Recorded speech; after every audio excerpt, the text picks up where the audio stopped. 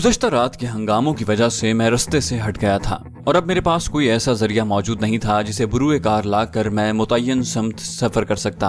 अपने साथ नक्शा और कंपस वगैरह मैं नहीं लाया था क्योंकि मेरी मंजिल अंबाला शहर था और वो किसी ऐसी खुफिया जगह पर मौजूद नहीं था कि मुझे नक्शे की जरूरत पड़ती।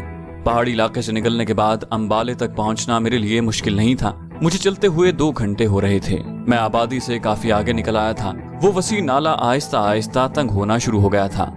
बाएं तरफ बुलंदी पर मुझे दूर हल्की सी रोशनी चमकती नजर आई। वो कोई पोस्ट भी हो सकती थी और किसी का घर भी, क्योंकि अगले दिफाई मोर्चों को मैं काफी पीछे छोड़ आया था, इसलिए मुश्किल था कि जहां उन्हें किसी पोस्ट बनाने की जरूरत पड़ती। बहरहाल ये मेरा अंदाजा था। बाज़ औक़ात आर्मी अपनी अक़बी रिहाइश और अगले मोर्चों के माबैन ज्यादा फासले की वजह से दरमियान में ट्रांजिट कैंप वगैरह बना देती है ताकि आगे या पीछे जाने वाले दस्ते चंद घंटे या 1-2 दिन वहां आराम कर सकें। बाज़ औक़ात तो दरमियान में 2-3 ट्रांजिट कैंप भी बना दिए जाते हैं और ऐसा उस वक्त होता है जब सिपाह को पैदल सफर करना पड़े। मैं नाले की दाएं तरफ छोड़कर बाएं जानिब हो गया। उसके लिए मुझे पानी से गुजरना पड़ा था, मगर पानी बिल्कुल ही थोड़ा थोड़ा बह रहा था, इसलिए मुझे कोई मसला नहीं हुआ था। बाएं तरफ अभी तक कच्चा रास्ता मौजूद था। थोड़ा सा आगे जाते ही वो कच्चा रास्ता बुलंद होने लगा और मुझे वो रास्ता छोड़ना पड़ा क्योंकि अब उस रास्ते का रुख उस रोशनी की तरफ हो गया था। गोया वो रोशनी किसी दरमियानी कैंप की ही थी। ऐसे कैंपों में उमूमन संतरी वगैरह इतने चौकन्ने नहीं होते। मैं नीचे से होकर वहां से गुजर गया। उस कैंप से 500 गज आगे आने के बाद एक बार फिर मुझे कच्ची सड़क मिल गई थी। मैं उसी पर चलने लगा। चांद निकल आया था। उस नाले में दाएं बाएं से और छोटे छोटे नालों का पानी भी शामिल हो रहा था। अब पानी के शोर को देखकर ये अंदाजा लगाना मुश्किल नहीं था कि नाले की तह में अच्छा खासा पानी बह रहा है। आगे जाकर वो नाला 2 हिस्सों में तकसीम हो गया। मुझे मजबूरन सीधी समत में ही सफर जारी रखना पड़ा क्योंकि वहां पानी 2 हिस्सों में तकसीम होने के बावजूद इतना ज्यादा था कि गीले हुए बगैर नाला उबूर करना मुमकिन नहीं था। जाने कितने नालों का पानी उसमें शामिल हो गया था। उसके साथ कच्ची सड़क से भी ये अंदाजा हो रहा था कि ये सड़क आगे जाकर किसी न किसी आबादी में जा निकलेगी। रात के 2:30 बज रहे थे जब मैंने सस्ताने के लिए मुनासिब जगह की तलाश में दाएं बाएं नजर घुमानी शुरू कर दी। अच्छी खासी भूख भी मुझे महसूस हो रही थी। जल्द ही ऐसी जगह मुझे मिल गई जहां मैं आग जला सकता था। एक नाले की वजह से सड़क पहाड़ी के अंदर की जानिब मुड़ी थी और फिर निस्फ दायरा बनाकर दोबारा सीधी हो गई थी। वो निस्फ दायरे की जगह ऐसी थी जहां आग जलाने की सूरत में आग दूर से नजर नहीं आ सकती थी। टॉर्च के शीशे पर हल्का कपड़ा लपेटकर मैंने रोशनी को धीमा किया और दाएं बाएं से खुश्क झाड़ियां ढूंढने लगा। आग मैंने रास्ते से थोड़ा हटकर जलाई थी क्योंकि मैं नहीं चाहता था कि दिन के वक्त वहां से गुजरने वाले किसी फौजी को बची हुई राख या आग के निशान देखकर जरा सा भी शक पड़े। वहां से बहने वाला पानी किसी चश्मे का था क्योंकि पानी बिल्कुल भी ठंडा नहीं था।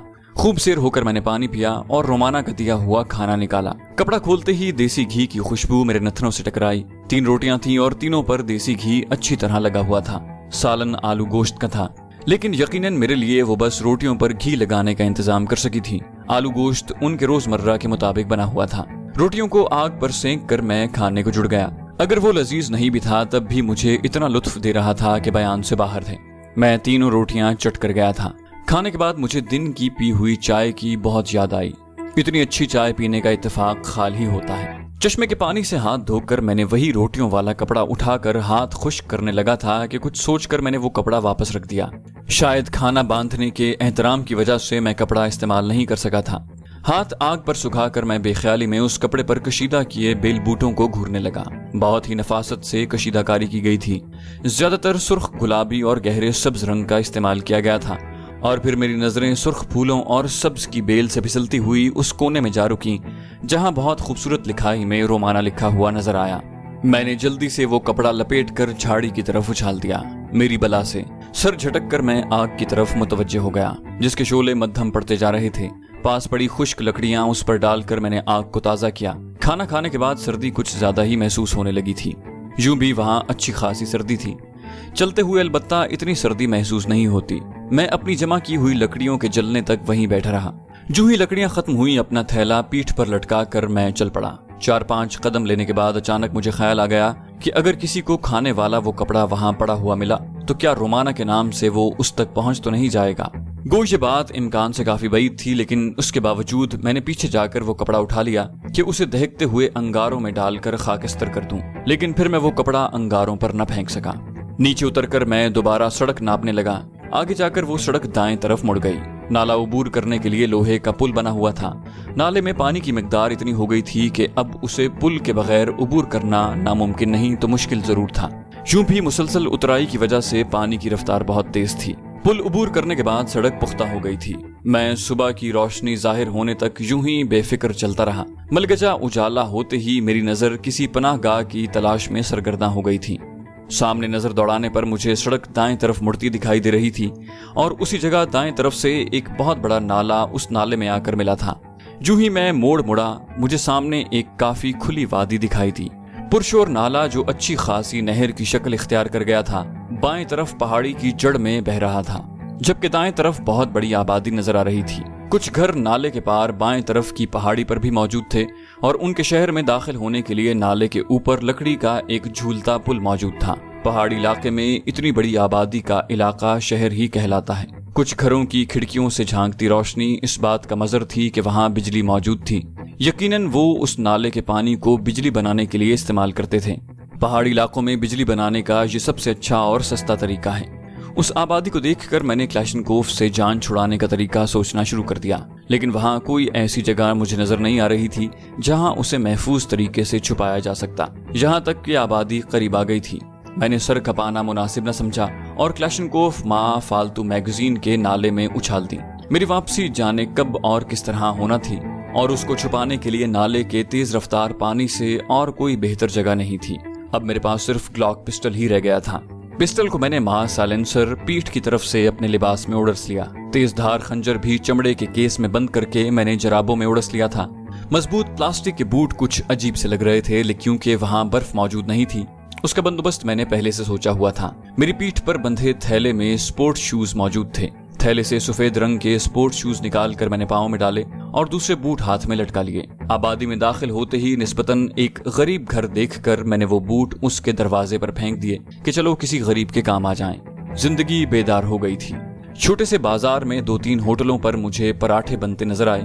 مجھے کھانے کی کوئی خاص حاجت تو محسوس نہیں ہو رہی تھی، البتہ چائے کی طلب ہو رہی تھی۔ ایک مناسب ہوٹل دیکھ کر میں اس میں گھس گیا۔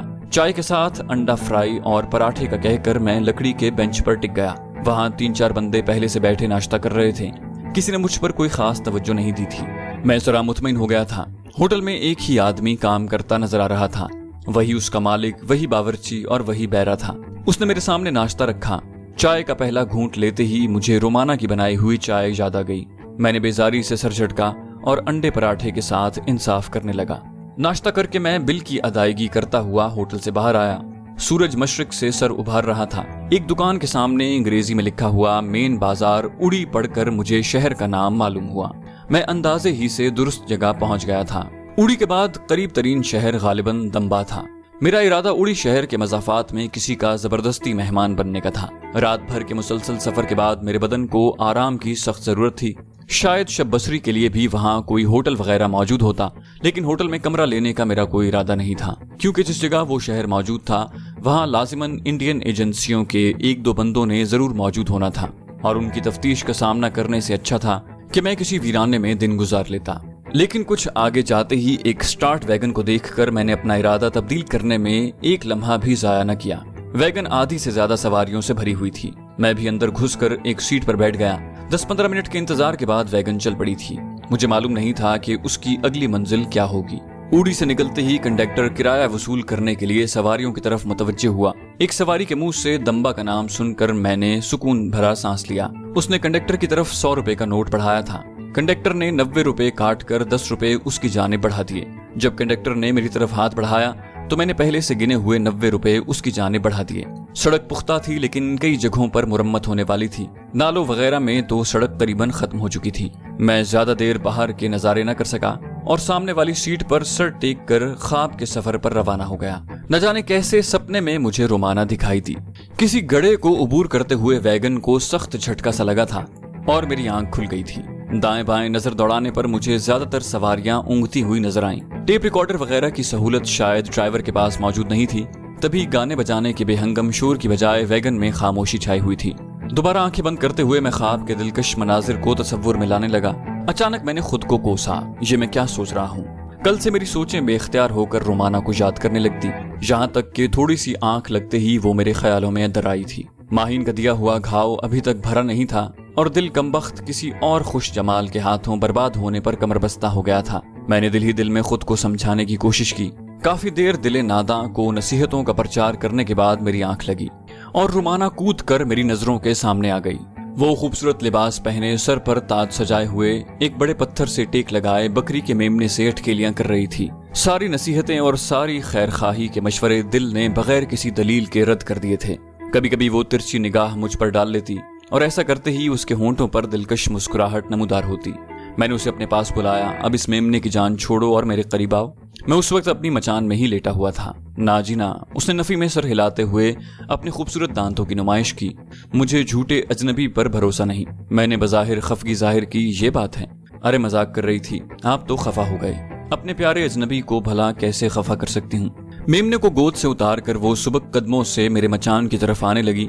उसी वक्त झाड़ियों की ओट से माहीन निकली। उसने हाथ में बहुत बड़ा छुरा पकड़ा हुआ था। उसने दूर ही से रोमाना को ललकारा, खबरदार अगर मेरे शानी के करीब गई। रोमाना बोली, ये मेरा अजनबी है। रोमाना उसके सामने डटकर खड़ी हो गई। माहीन के हाथ में पकड़े हुए छुरे की परवाह उसने बिल्कुल नहीं की थी। मेरा ख्याल है तुम्हारी समझ में ऐसे नहीं आएगा। माहीन ने बिला खौफ खतर रोमाना के पेट में छुरा घोंप दिया। उसे रोकने के लिए मैंने मचान से नीचे छलांग लगाई और उसके साथ ही मेरी आंख खुल गई। उसके बाद दम्बा तक मेरी आंख नहीं लगी थी।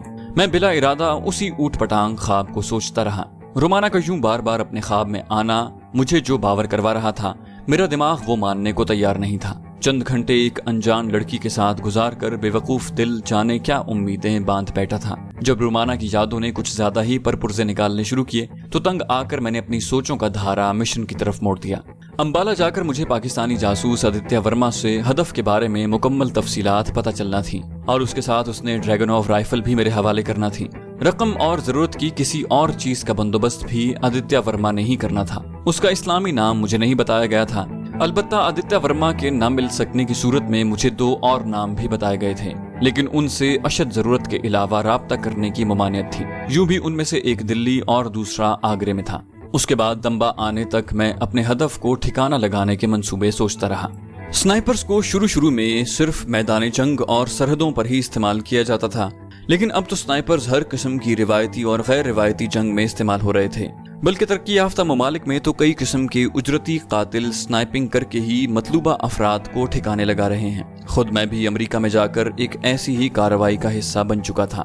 दम्बा का महल वकूफ भी उड़ी शहर से मुख्तलिफ नहीं था। वही पहाड़, वही पुरशोर नाला जिसमें पानी की मिकदार पहले से काफी ज्यादा हो गई थी, और वैसे ही घर जो पहाड़ी इलाके का खासा है। हम दोपहर ढले ही वहां पहुंच पाए थे। पूरी रात के पैदल और फिर वैगन के गैर आरामदेह सफर ने मुझे अच्छा खासा थका दिया था। गो एक स्नाइपर के लिए थकन, बेआरामी, मुसलसल जागना और भूखा प्यासा रहना कोई खास अहमियत नहीं रखते कि स्नाइपर में आम आदमी के बरक्स बर्दाश्त का मादा ज्यादा होना चाहिए। ये बर्दाश्त कुछ तो कुदरती तौर पर इंसान में मौजूद होती है और कुछ उसे तरबियत जिला बख्शती है। लेकिन इसके बावजूद मैं चाहता था कि कुछ देर आराम कर लूं। वैगन से उतरकर मैं समत का तायुन किए बगैर चल पड़ा। सुबह नाश्ता करने की वजह से मुझे कोई खास भूख महसूस नहीं हो रही थी।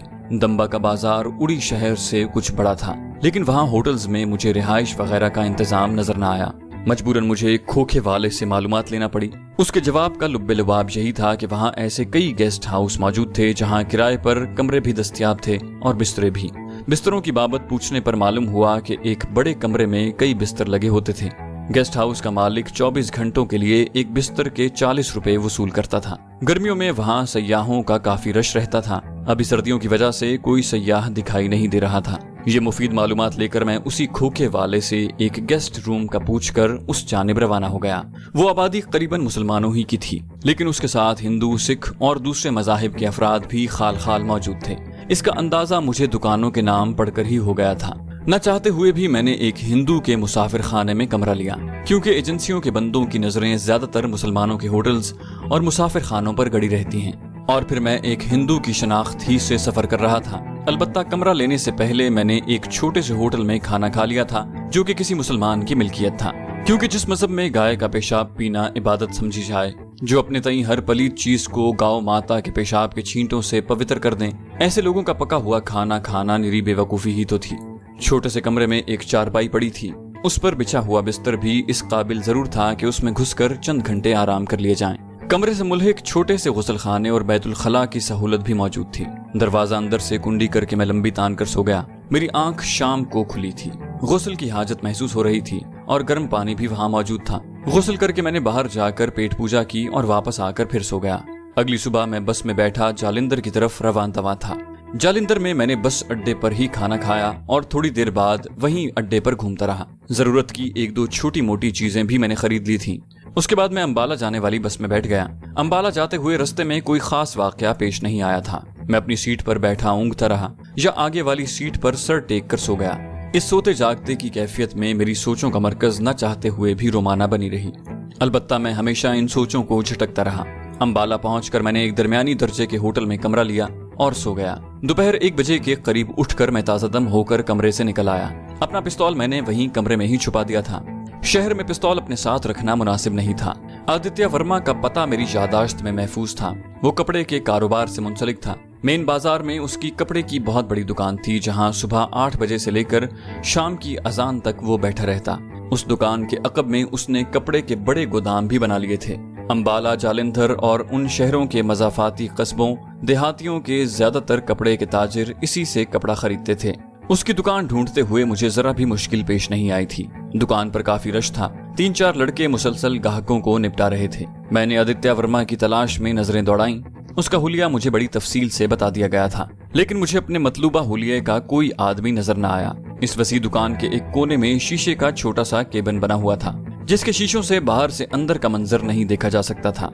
मुझे उम्मीद थी कि उसके अंदर बैठने वाली शख्सियत आदित्य वर्मा की थी। और फिर दुकान के एक मुलाजिम से इस बात की तस्दीक करते हुए मैं शीशे के उस केबिन की तरफ बढ़ गया। शीशे के उस छोटे से केबिन में वो एक खूबसूरत सी मेज के अकब में घूमने वाली आरामदेह कुर्सी पर बैठा हुआ था। उसकी उम्र मुझे 50 साल के करीब बताई गई थी, लेकिन देखने में वो 40 से ज्यादा का नहीं लग रहा था। वो क्लीन शेव था। उसके सामने धरी मेज पर मुख्तलिफ फाइलों के साथ लैपटॉप भी नजर आ रहा था।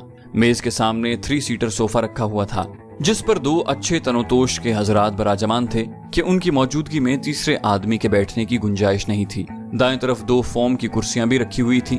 मेरे अंदर दाखिल होते ही आदित्य वर्मा ने फोम की कुर्सियों की तरफ इशारा करके मुझे बैठने का इशारा किया। यकीनन अजनबी अफराद की आमद उसके लिए कोई नई बात नहीं थी। रोजाना कपड़े के दर्जनों व्यापारियों की आमदोरफ्त वहाँ होती होगी। मेरे वहाँ बैठते ही सोफे में धंसे हुए एक फर्द ने सिलसिला कलाम जोड़ा, लाला जी 2 महीने तो आपको बढ़ाना होंगे।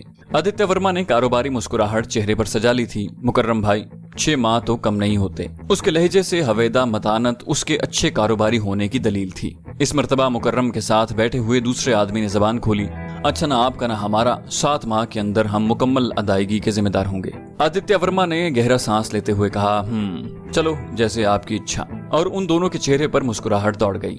मुकर्रम ने कहा, तो फिर लड़कों को लोडिंग का बता दें। आदित्य वर्मा ने इस बात में सर हिलाते हुए अपने सामने टेबल पर पड़ी घंटी का बटन दबाया। चंद सेकंड्स के अंदर एक नौजवान अंदर दाखिल हुआ। मोहित, मुकर्रम साहब का ये कपड़ा लोड कर दो। आदित्य वर्मा ने मेज पर पड़ी एक फहरिस्त उठाकर मोहित नामी नौजवान की तरफ बढ़ा दी। मोहित ने जी लाला जी कहकर उसके हाथ से कागज लिया और दफ्तर से बाहर निकल गया। मोहित के बाहर जाते ही आदित्य वर्मा मेरी जाने मुतवज्जे हुआ, जी भाई।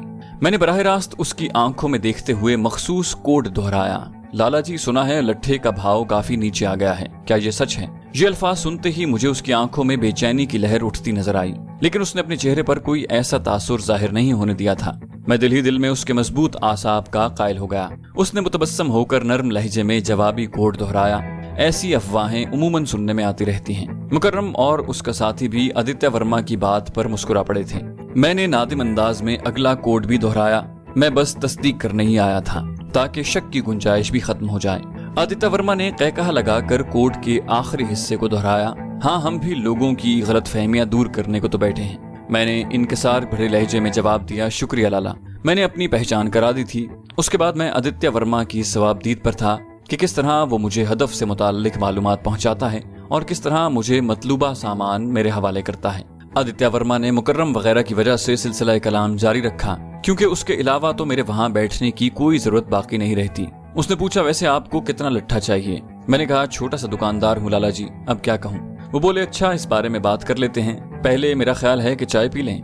इस मर्तबा उसने फिर सामने पड़ी घंटी बजा दी। आदित्य ने उन दोनों से दरियाफ्त किया, आप लोग यकीनन चाय लेना पसंद करेंगे। मुकर्रम ने बमुश्किल सोफे से उठते हुए इनकार में सर हिलाया। शुक्रिया लाला जी। उसका साथी भी उसके साथ खड़ा हो गया। हम अब इजाजत चाहेंगे। आदित्य ने भी खड़े होकर उनसे अलविदाई मुसाफा किया और घंटी की आवाज पर अंदर आने वाले लड़के को 2 चाय का बताकर वो दोबारा मेरी जानिब मुतवज्जे हो गया। आपका नाम पूछ सकता हूँ? मैंने कहा करण मेहता। वो बोला कहाँ ठहरे हो? उसने मेरा असल नाम जानने की ख्वाहिश नहीं की थी। मैंने कहा हनुमान जी होटल, कमरा नंबर 27। उसने कागज पर एक पता लिखकर मेरी तरफ बढ़ा दिया। फिलहाल जहाँ पहुँचो, ये एक छोटा सा क्वार्टर है। ये कहते हुए उसने दराज से एक चाबी भी निकाल कर मुझे दी। जब तक मजीद मालूमात नहीं मिलती आपने कहीं भी नहीं जाना। खाना आप करीबी होटल से खा लिया करें। ठीक है सर। मैंने उसकी उम्र और इंडिया में गुजारे हुए अरसे को देखते हुए मुअद्दबाना लहजे में कहा। उसने दाएं हाथ की शहादत की उंगली तंबीह के अंदाज में उठाकर नफी में सर हिलाया। मैंने फौरन असबात में सर हिला दिया। जी लाला जी। अब जाओ, चाय पीना कोई इतना जरूरी नहीं। उसने मुझे जाने का इशारा किया और मैं हिंदुओं के अंदाज में नमस्कार करता हुआ वहां से बाहर निकल आया।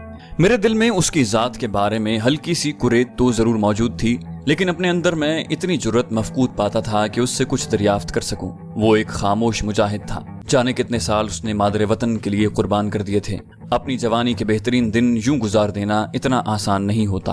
अपने इलाके, घर, वालिदैन, बहन भाइयों और बीवी वगैरह के लिए उसकी हैसियत एक मुर्दे से बढ़कर नहीं थी। सबसे बढ़कर वो इत्मीनान और सुकून से अपने रब के सामने सर नहीं झुका सकता था, और घर में एक हिंदू बीवी के होते हुए शायद उसे छुपकर भी नमाज पढ़ने का वक्त न मिलता हो। उस जैसे कई और खामोश मुजाहिद भी इंडिया में मौजूद हैं, जिनका मकसद जिंदगी ही पाक वतन के खिलाफ साजिशों को बेनकाब करना और अपने अजली दुश्मन के खिलाफ ऐसी कार्रवाइयां जारी रखना होता है जिससे दुश्मन को सर उठाने का मौका न मिल सके। अवाम को शायद पता न हो कि ऐसे खामोश मुजाहिदों की वजह से जाने कितनी बार पाकिस्तान जंग का ईंधन बनने से बचा है, और कितनी बार ऐसी साजिशें तकमील से पहले ही तश्तज़बाम हो गईं कि जिन पर अमल दरामद की सूरत में पाकिस्तान मजीद कई टुकड़ों में बढ़ चुका होता। बांग्लादेश के बारे में भी इन मुजाहिदों ने बहुत पहले सारी साजिश का पता चला लिया था, लेकिन हमारी खुदगर्ज क़यादत ने इस बारे में गौर ख्वास करने की जरूरत महसूस नहीं की थी, बल्कि हमारे कुछ सियासतदान तो खुद ऐसा होने देना चाहते थे। उनके नजदीक बांग्लादेश का अलहदा हो जाना ही मुफीद था। बहरहाल ये एक लंबी बहस है और इसका मेरी कहानी से कोई ताल्लुक नहीं। यूं भी पाक आर्मी की आला क़यादत को सियासत में हिस्सा लेने की इजाजत नहीं, तो मेरे जैसे आम सिपाही की हैसियत क्या ही होगी। चैनल को सब्सक्राइब कीजिए और बेल आइकन पर क्लिक कीजिए ताकि आपको तमाम वीडियोस फौरन मिलती रहें।